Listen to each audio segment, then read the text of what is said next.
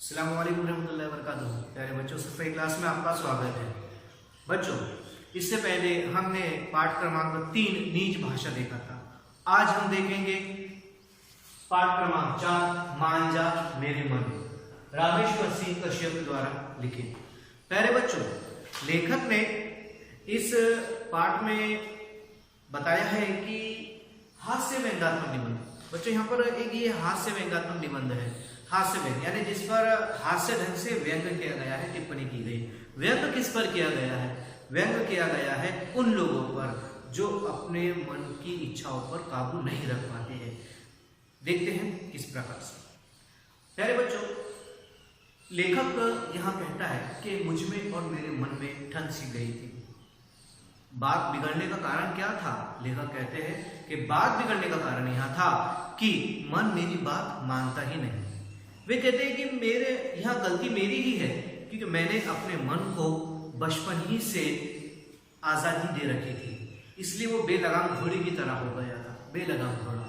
बच्चों, बेलगाम घोड़ा जिस तरह से अपने मनचाहे ढंग से इधर उधर दौड़ता रहता है, उसी तरह से जिस मन पर हमारा कंट्रोल नहीं, हमारा नियंत्रण नहीं होता, वे भी इधर उधर हमको हमारी इच्छाओं को ले जाता रहता है। बच्चों, यहाँ पर लेखक कहता है कि मन को मैंने ही बचपन ही से काफी छूट दे रखी।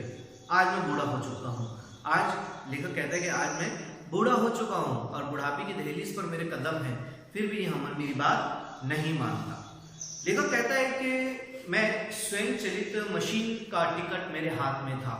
स्वयं चलित मशीन, बच्चों आपने देखा होगा रेलवे स्टेशन, बस स्थानक, यहाँ पर जो मशीनें होती है जो वेट बताती है, उसी तरह से लेखक कहते हैं कि एक मेरे पास में स्वयं चलित मशीन का टिकट था, जिसमें लिखा एक टिप्पणी लिखी हुई थी। उस पर लिखा हुआ था कि आप प्रगतिशील हैं लेकिन गलत दिशा में। प्यारे बच्चों, यहाँ पर लेखक कहते हैं कि वे प्रगतिशील है लेकिन गलत दिशा में प्रगतिशील है। यानी और कहते हैं कि मैं बेतहाशा वहां पर तिलमिला गया कि यह मेरा इतना वजन कैसे हो गया। वे कहते हैं कि लेखक उस इबारत को मन को बताते हुए कहते हैं कि मन भाई, यह देखिए कि मेरा वजन कितना है। डॉक्टर भी कहता है कि इतना वजन अधिक बात नहीं है। और वे आगे एक कमरे में उनका मन जो है वो चहलकदमी कर रहा था। उन्होंने मन को बहुत समझाया कि तुम मेरे नियंत्रण में रहो, मेरा वजन बहुत बढ़ गया है। डॉक्टर भी कहता है कि तुम्हारा वजन जो है 4 मन से ज्यादा है और उसमें 3 सेर और अधिक है। बच्चों, एक मन होता है 40 किलो का। लेखक कहता है कि तुम्हारा वजन जो है वो 3 मन से ज्यादा, 3 मन है। और उसके बाद कहते हैं एक सेर बच्चों 1 किलो का होता है। यानी इस गुणन के हिसाब से जो है लेखक का वजन जो होता है 127 किलो होता है। प्यारे बच्चों, तो इस प्रकार से लेखक का वजन अधिक होने की वजह से वे हर बार एक ही चीज में लगा हुआ होता है कि मैं अपना वजन कम करूं, किसी तरह से मेरा मन मेरे नियंत्रण में आ जाए। बच्चों, लेखक यहाँ पर बहुत उदासी भरे वो कहता है कि मन भाई, मैं बाजार जाता हूँ तो बाजार में मैं एक स्वयं चलित मशीन में मैं खड़ा हुआ तो वहां पर किसी प्रकार का कोई वजन नहीं बताया और एक इबारत निकले और उसमें लिखा हुआ आया कि कृपया करके एक समय में एक ही आदमी खड़ा रहे। वो कहता है कि अकेला दर्जन मुझको नाप नहीं सकता, रिक्शे वाले मुझको देखते से भाग जाते हैं। इससे अंदाजा होता है बच्चों कि लेखक का वजन अधिक था। वे अपने मन को काबू करने की बहुत कोशिश कर रहे थे, पर मन जो है उसकी बात सुनता नहीं था। मन एक दृष्टांत देते हुए कहता है कि तुमने देखा होगा कि बचपन में बाइस्कोप में एक कलकत्ता की महिला, वे उनके हिसाब से तो तुम्हारा वजन बहुत कम है।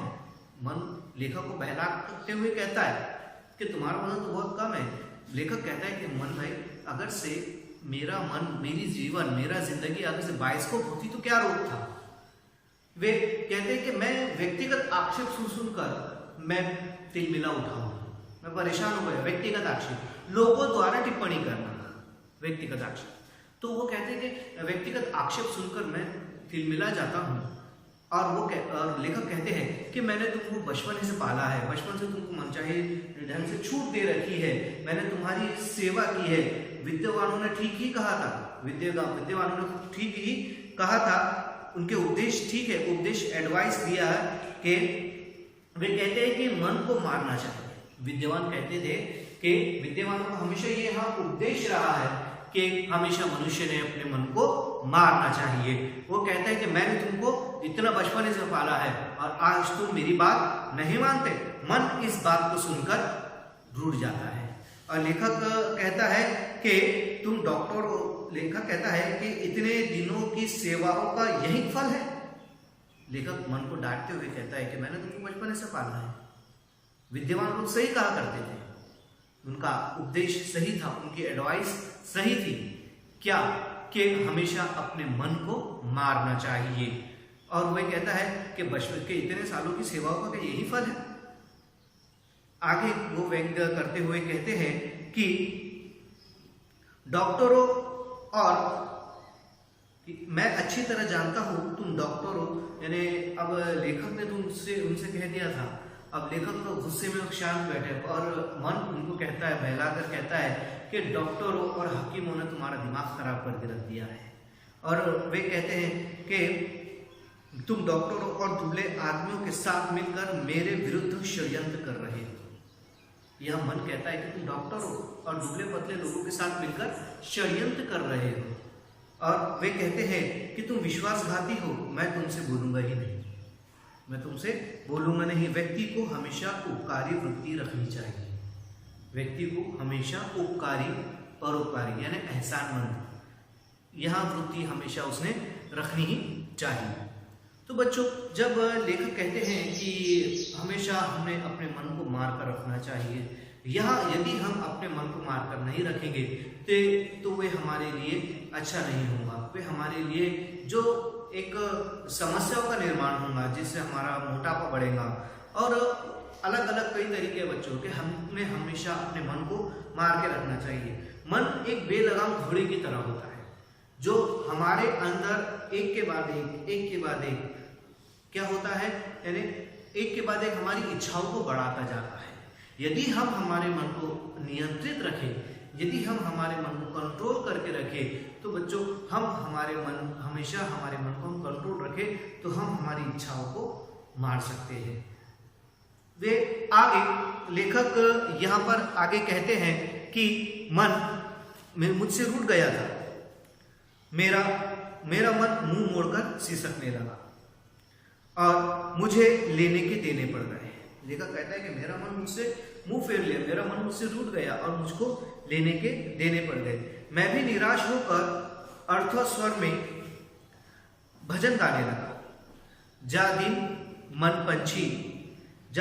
पंछी उड़ी जहे, मेरी आवाज से दीवार पर टंगे कैलेंडर डोलने लगे और दीवारों पर कैलेंडर डोलने लगे। जैसा बोलने लगा पर मेरा मन ना माना, मेरा मन उसी तरह से रूठा सा रह गया। फिर मैंने और मन ने आंसू पोंछ लिए मगर बोला कुछ नहीं। मैं सीधा नए काट के कंठे में नया संगीत दोहराने लगा। मान जा मेरे मन, चांद तू मैं गगन, फूल तू मैं चमन, मान जा मेरे मन, तुझसे मेरी लगन, मान जा मेरे मन। और आखिर मन साहब मुस्कुराने लगे, बोले तुम चाहते क्या हो। आखिर अब लेखक ने अपने मन को बहलाने के लिए, अपने मन को मनाने के लिए एक भजन गाया।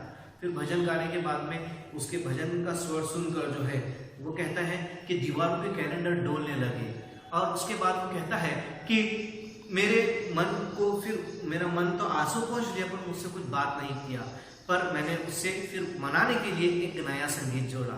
फिर उसके बाद में मेरे मन शांत हुआ और उसके बाद उसने मुझसे कहा कि तुम मुझसे चाहते क्या हो। आखिर मन मुस्कुराने लगा पर कहा कि तुम मुझसे चाहते क्या हो। मैंने डॉक्टर का पुर्जा सामने रखते हुए कहा सहयोग, तुम्हारा सहयोग चाहता हूं। कि जैसे ही मन ने उससे पूछा कि तुम क्या चाहते हो, तो मैंने, लेखक कहते हैं कि मैंने डॉक्टर का पुर्जा उसके सामने रखा और उनसे कहा और मन से कहा कि मैं तुम्हारा सहयोग चाहता हूं, मैं तुम्हारा साथ चाहता हूं। किन कार्यों में साथ चाहते हैं?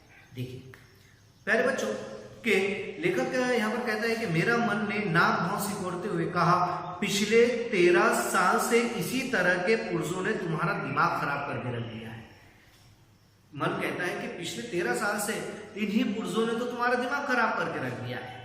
कोई कहता है तुम्हारा वजन अधिक है, कोई कहता है तुमको डाइट करना चाहिए, यानी तुमको अपने खाने पे नियंत्रण रखना चाहिए, कोई कहता है व्यायाम करना चाहिए। तो लेखक मन उससे कहता है कि तुम्हारा इन पुरुषों ने तो दिमाग खराब करके रख दिया है, जो तरह तरह की बातें तुमको बताते रहते हैं। कोई कहता है खाना छोड़ दो, कोई कहता है व्यायाम करो। लेखक कहता है कि मैंने एक खट्टी डकार लेकर कहा, तुम साथ देते तो मैं कभी का खाना छोड़ देता।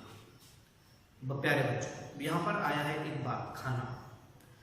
मनुष्य ने हमेशा एक चीज पर हमेशा ध्यान देना चाहिए, अपने खाने पर नियंत्रण रखना चाहिए। बच्चों, आज तरह तरह के पकवान हमारे सामने होते हैं। आज हम सबसे ज्यादा उपयोग में लाते हैं जो कई वर्षों तक जो है एक पन्नी में पैक करी हुई चीजें रहती है। हम उन चीजों को ज्यादा खाना पसंद करते हैं, जो हमारी सेहत को, जो हमारी जबान को तो अच्छा लगता है पर हमारी सेहत के लिए हानिकारक होता है। जी प्यारे बच्चों, मैं चिप्स की बात कर रहा हूँ, मैं वेफर्स की बात कर रहा हूँ। तो प्यारे बच्चों, ये हमारे शरीर के लिए हानिकारक है। बच्चों, यहाँ पर लेखक ने तो बताया है कि खाने पर नियंत्रण रखना चाहिए। यहाँ पर लेखक ने बताया है कि अगर से खाना होता तो मैं, अगर वो कहता कि मन तुम मेरा साथ देते तो मैं कब का खाना छोड़ देता। बच्चों, यहाँ तो हमारे लिए एक मैसेज है, हमारे लिए एक संदेश है कि जिसमें बताया गया है कि इंसान में उतना ही खाना चाहिए जितनी उसको आवश्यकता है। प्यारे बच्चों, हमने हमेशा घर की हुई बनी हुई चीजें खाना चाहिए, बाहर की चीजों को अवॉइड करना चाहिए। हमने हमेशा वेफर्स नहीं खाना चाहिए, घर की बनी हुई चीजें खाना चाहिए। तो बच्चों, यह हमारी सेहत के लिए अच्छी चीजें हैं। प्यारे बच्चों, आज के लिए इतना ही। इसके बाद हम मिलेंगे भाग 2 में। तब तक अस्सलामु अलैकुम व रहमतुल्लाहि व बरकातुहू।